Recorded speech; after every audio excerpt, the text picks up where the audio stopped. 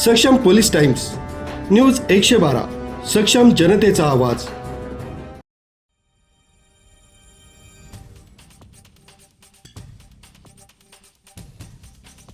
Tarapur MIDC प्रशासनानं अनधिकृत बांधकामांविरोधात पुकारलेल्या मोहिमेला आज बोईसरमध्ये हिंसक वळण लागलं. चित्राला मार्केट आणि आटला मार्केट परिसरात कारवाई सुरू असताना संतप्त जमावानं अतिक्रमण पथकावर तुफान दगडफेक केली. या भीषण हल्ल्यामुळे अधिकाऱ्यांची एकच पळापळ झाली आणि परिस्थिती नियंत्रणाबाहेर गेली. MIDCच्या बांधकाम विभागानं आज सकाळपासूनच परिसरातील बेकायदेशीर बांधकामांवर बुलडोजर फिरवण्यास सुरुवात केली होती. सुरुवातीला शांत वाटणारी परिस्थिती अचानक स्फोटक बनली.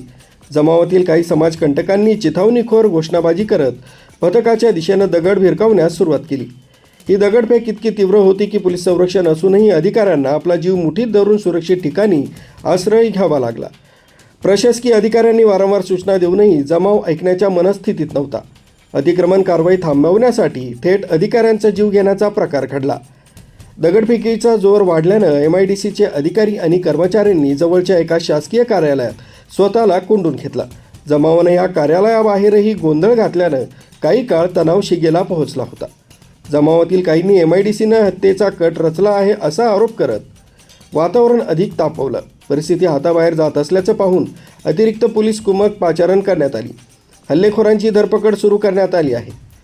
सरकारी कामात अडथळा आणणाऱ्यांची आणि कायदा हातात घेणाऱ्यांची खैर केली जाणार नाही असा कडक इशारा प्रशासनाकडून देण्यात आला आहे. तरी या घटनेमुळे बोईसरमध्ये भीतीचं आणि तणावाचं वातावरण पसरलं आहे.